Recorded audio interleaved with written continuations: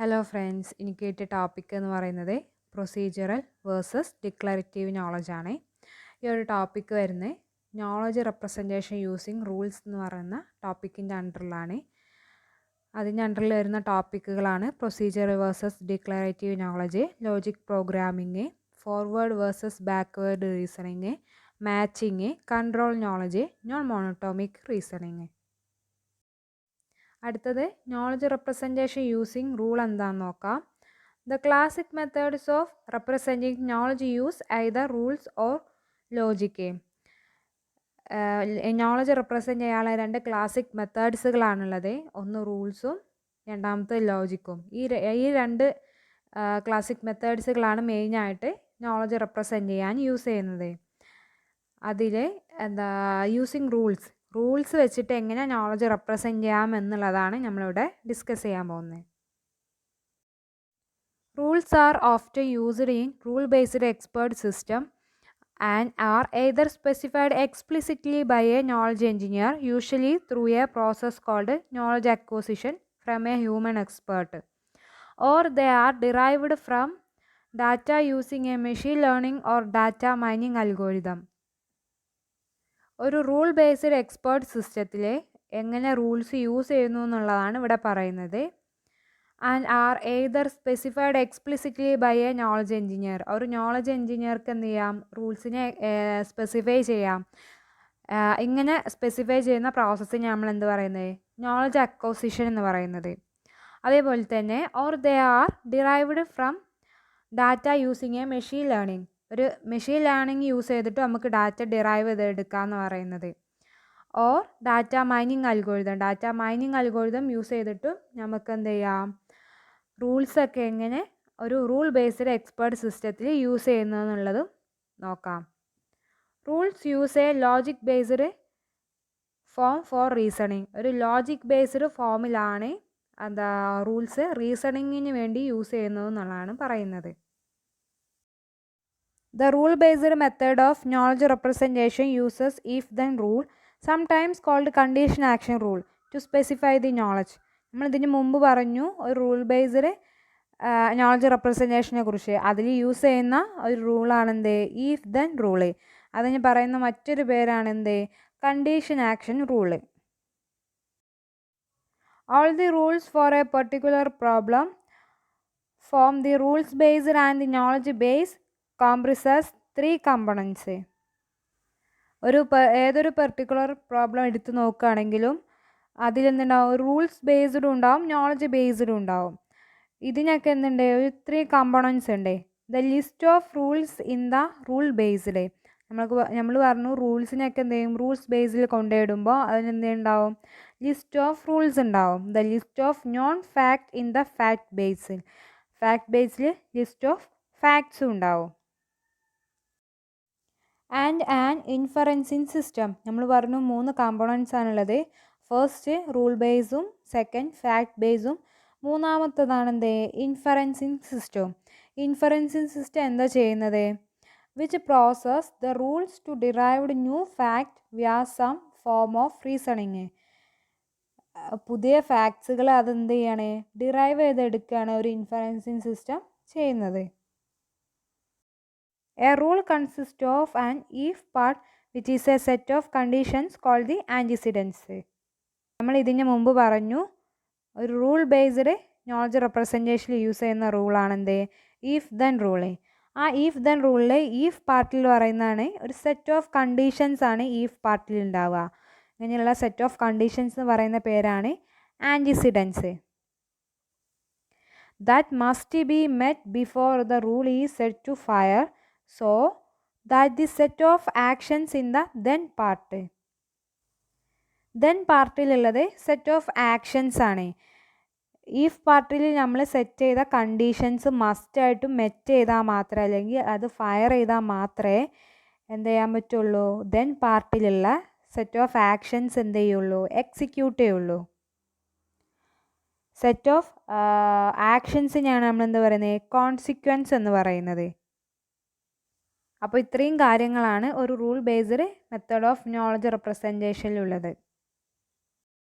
Next പറയുന്നത് procedure versus declarative knowledge. First declarative നോക്കാം. Declarative representation knowledge is specified but the use is not given. ഒരു declarative റെപ്രസെൻറ്റേഷനിൽ knowledge എന്താണെന്നുള്ളത് മാത്രമേ specify ചെയ്യുള്ളൂ. But the use is not given. ആ knowledge എങ്ങനെ use ചെയ്യണം എന്നുള്ളത് ഒരു ഡിക്ലറേറ്റീവ് റെപ്രസെൻറ്റേഷനിൽ സ്പെസിഫൈ ചെയ്യുന്നില്ല. Need a program that specify what is to be done to the knowledge and how. നമ്മൾ പറഞ്ഞു ഒരു ഡിക്ലറേറ്റീവ് റെപ്രസെൻറ്റേഷനിൽ ഡിക്ലറേറ്റീവ് നോളജിന് നോളജ് എന്താണെന്നുള്ളത് മാത്രമേ സ്പെസിഫൈ ചെയ്യുന്നുള്ളൂ, അതെങ്ങനെ യൂസ് ചെയ്യണം എന്നുള്ളത് സ്പെസിഫൈ ചെയ്യുന്നില്ല.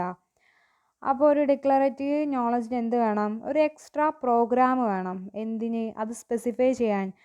ഒരു specify what is to be done to the knowledge and how. അതെങ്ങനെ, ആ നോളജ് എങ്ങനെ യൂസ് ചെയ്യണം എന്നൊക്കെ പറയുന്ന സ്പെസിഫൈ ചെയ്യുന്ന ഒരു എക്സ്ട്രാ പ്രോഗ്രാം കൂടി ഡിക്ലറേറ്റീവ് നോളജിന് വേണം. അതിനുള്ള എക്സാമ്പിളാണ് എന്ത്? Logical assertion and resolution theorem prover. അടുത്തത് പ്രൊസീജിയറൽ റെപ്രസെൻറ്റേഷൻ എന്താണെന്ന് നോക്കാം. Procedural representation the control information that is necessary to use the knowledge is considered to be embedded in the knowledge itself. ഒരു knowledge എന്താണെന്ന് പറയുന്നതിൻ്റെ കൂടെ തന്നെ ആ knowledge എങ്ങനെ യൂസ് ചെയ്യാം എന്നുള്ള കൺട്രോൾ ഇൻഫോർമേഷൻസ് കൂടി നോളജിൻ്റെ കൂടെ എംബഡഡ് ചെയ്യും എന്നാണ് പ്രൊസീജിയർ റെപ്രസെൻറ്റേഷനിൽ പറയുന്നത്. നമ്മൾ പറഞ്ഞു ഡിക്ലറേറ്റീവ് റെപ്രസെൻറ്റേഷനിൽ ആ നോളജ് എന്താണെന്ന് മാത്രമേ പറയുന്നുള്ളൂ, പക്ഷെ അതെങ്ങനെ യൂസ് ചെയ്യാമെന്ന് പറയുന്നില്ല. പക്ഷേ പ്രൊസീജിയർ റെപ്രസെൻറ്റേഷനിൽ ഏതൊരു നോളജ് എന്താണെന്ന് പറയുന്നതിൻ്റെ കൂടെ ആ നോളജ് എങ്ങനെ യൂസ് ചെയ്യാമെന്ന് കൂടി ആ നോളജിൻ്റെ കൂടെ എംബഡഡ് ചെയ്യും എന്നാണ് പറയുന്നത്. Need an interpreter that follows the instructions given in the knowledge. നോളജിന് കൊടുക്കുന്ന ഇൻസ്ട്രക്ഷനെ ഫോളോ ചെയ്യാൻ എന്ത് വേണം? ഒരു ഇൻ്റർപ്രറ്റർ വേണം. The real difference between the declarative and the procedural views of knowledge lies in where control information resides. നമ്മൾ declarative knowledge നോക്കി, പ്രൊസീജിയറൽ നോളജ് നോക്കി. ഇവ തമ്മിലുള്ള മെയിനായിട്ടുള്ള ഡിഫറൻസ് എന്ന് പറഞ്ഞാൽ നോളജിൻ്റെ കൂടെ കൺട്രോൾ ഇൻഫോർമേഷൻസ് കൊടുക്കുകയാണെങ്കിൽ ആ നോളജ് എങ്ങനെ യൂസ് ചെയ്യണം എന്നുള്ള കൺട്രോൾ ഇൻഫോർമേഷൻസ് കൊടുക്കുന്നതാണ് എന്ത്? പ്രൊസീജിയർ റെപ്രസെൻറ്റേഷൻ എന്ന് പറയുന്നത്. ഇനി നോളജിൻ്റെ കൂടെ കൺട്രോൾ ഇൻഫോർമേഷൻസ് ഇല്ലെങ്കിൽ അത് ഡിക്ലറേറ്റീവ് നോളജ് ആയിരിക്കും. ഇതാണ് ഇവ രണ്ടും തമ്മിലുള്ള മെയിൻ ഡിഫറൻസ് എന്ന് പറയുന്നത്. നെക്സ്റ്റ് പ്രൊസീജിയറൽ നോളജും ഡിക്ലറേറ്റീവ് നോളജും തമ്മിലുള്ള കുറച്ച് കമ്പാരിസൺസ് ആണ് ഡിസ്കസ് ചെയ്യുന്നത്. Knowledge about how to do something. Knowledge procedural knowledge എന്താ പറയുന്നത്? ആ നോളജ് എങ്ങനെ ഉപയോഗിക്കാം എന്നുള്ളതാണ്. അതിനുള്ള എക്സാമ്പിളും താഴെ പറയുന്നുണ്ട്.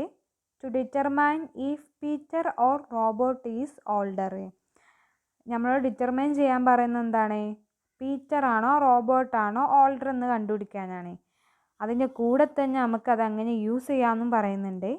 First find their age. First എന്ത് ചെയ്യണം? ഒരു ഏജ് കണ്ടുപിടിക്കണം. അപ്പോൾ നമുക്കൊരു നോളജും തന്നു, അതിൻ്റെ കൂടെ അതെങ്ങനെ യൂസ് ചെയ്യാമെന്നും തന്നു. അതാണെന്ത്? ഒരു പ്രൊസീജിയറൽ നോളജ് എന്ന് പറയുന്നത്. ഇനി ഡിക്ലറേറ്റീവ് നോളജിൽ നോക്കാം. Knowledge about that something is true or follow.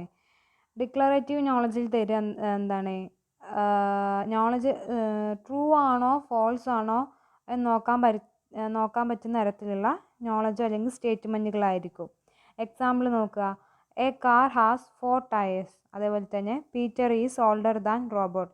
ഇതുപോലുള്ള ട്രൂ ഓർ ഫോൾസ് നോക്കാൻ പറ്റുന്ന രീതിയിലുള്ള സ്റ്റേറ്റ്മെൻറ്റുകളോ അല്ലെങ്കിൽ നോളജുകളോ ആയിരിക്കും ഒരു ഡിക്ലറേറ്റീവ് നോളജിൽ ഉണ്ടായിരിക്കുക.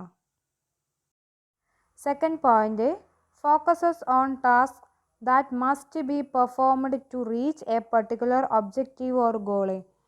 പ്രൊസീജിയറൽ നോളജ് ഫോക്കസ് ചെയ്യുന്നത് അതിൻ്റെ ടാസ്ക് പെർഫോം ചെയ്തിട്ട് അതിൻ്റെ പെർട്ടിക്കുലർ ഒബ്ജക്റ്റീവ് അല്ലെങ്കിൽ ഒരു പെർട്ടിക്കുലർ ഗോളിൽ എങ്ങനെ റീച്ച് ചെയ്യാം എന്നൊരു കാര്യത്തിലാണ് ഒരു പ്രൊസീജിയറൽ നോളജ് ഫോക്കസ് ചെയ്യുന്നത്.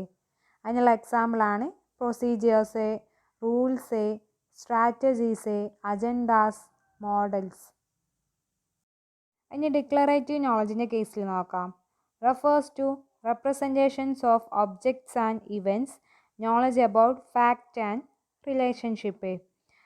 ഡിക്ലറേറ്റീവ് നോളജ് എന്താ നോക്കുന്നത്? അതിൻ്റെ ഫാക്ട്സും റിലേഷൻഷിപ്പും ഒക്കെയാണ് നോക്കുന്നത്. അല്ലാണ്ട് ഒരു ടാസ്ക് കിട്ടിക്കഴിഞ്ഞാൽ അതെങ്ങനെ അതിൻ്റെ പെർട്ടിക്കുലർ ഒബ്ജക്റ്റീവ് അല്ലെങ്കിൽ അതിൻ്റെ പെർട്ടിക്കുലർ ആയിട്ടുള്ള ഗോളിൽ എങ്ങനെ റീച്ച് ചെയ്യാം എന്നുള്ളതിലൊന്നും ഒരു ഡിക്ലറേറ്റീവ് നോളജ് ഫോക്കസ് ചെയ്യുന്നില്ല. ജസ്റ്റ് അതിൻ്റെ അത് റെഫർ ചെയ്യുന്നത് അതിൻ്റെ ഒബ്ജക്റ്റീവ് ഇവൻറ്റ്സ് ഒക്കെ മാത്രമാണ്. അത് ഫോക്കസ് ചെയ്യുന്ന അത് ഫാക്ട്സും റിലേഷൻഷിപ്പൊക്കെ നോക്കുന്നുള്ളൂ. അല്ലാണ്ട് ആ ടാസ്കിൽ എങ്ങനെ പെർഫോം ചെയ്തിട്ട് അത് റീച്ച് ചെയ്യാന്നുള്ള കാര്യം അത് നോക്കുന്നില്ല. അതിനുള്ള എക്സാമ്പിൾസാണ് concepts, objects, facts, propositions, assertions, semantics nets, logic and descriptive models. അപ്പോൾ നമ്മൾ ഡിസ്കസ് ചെയ്തുകൊണ്ടിരുന്നത് പ്രൊസീജിയറൽ നോളജും ഡിക്ലറേറ്റീവ് നോളജും തമ്മിലുള്ള ഡിഫറൻസ് ആണ്. ഇതിന് മുമ്പ് നമ്മൾ ഡിസ്കസ് ചെയ്ത rule based method of knowledge representation ആണ്. അപ്പോൾ ഇത്രയും കാര്യങ്ങളാണ് ഈ ഒരു ടോപ്പിക്കിനെ കുറിച്ച് ഡിസ്കസ് ചെയ്യാനുള്ളത്. Thank you.